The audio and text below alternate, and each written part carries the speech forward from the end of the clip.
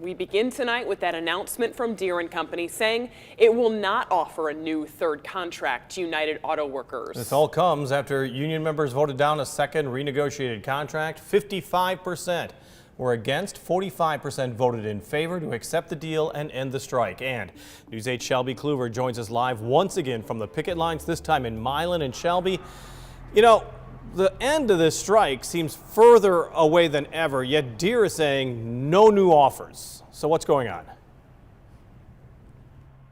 Well, today I spoke to Jen Hartman, Director of Public Relations for Deere.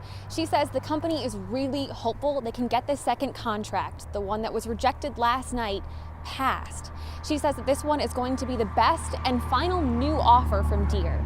You know, this all comes roughly 3 weeks into this strike. Hartman says that the company is extremely proud of the second tentative agreement, saying it stepped up to meet the demands of the union, offering higher wages, better incentives, and expanded retirement opportunities.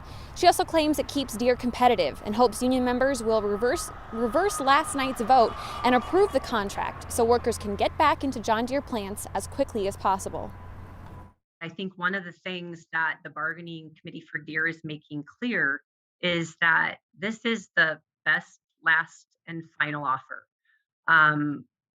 So where we go from here will be dependent on, seeking an opportunity to revisit this tentative agreement. Now, Deere is also confident they can get enough votes. Remember, only 55% of the union rejected the contract last night, but out of 11 plants, only 4 had a no majority vote. Those were in Waterloo, Dubuque, Harvester Works, and right here in Milan. Those, of course, are some of the biggest John Deere facilities, but the company is hopeful it's a small enough number that they can flip enough people to get the second contract passed. Well, and I do want to talk about Waterloo for just 1 second. 3,000 members in Waterloo, almost a third of those. 99.3% voted against that first contract, almost unanimous. This time, 71% voting no in Waterloo. That's a big number. So how is the union responding to all of this news right now? Well, the union says a lot is not really changing. They're still in tentative talks, they're still in negotiations, and right now, workers are still on strike. All right, wait and see.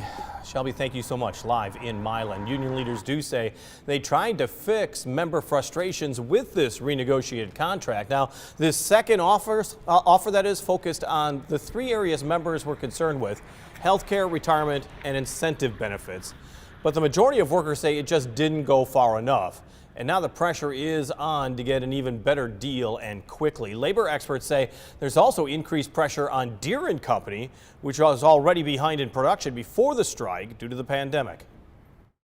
They've had problems with the workers who were in the plant, the replacement workers in the plant, or the salaried workers not being able to do the job. And so there are just as many pressures on the company as there are on the workers. What the workers have to make a judgment about pretty quickly is whether there's more gold in them their hills before the real cold of the winter sets in.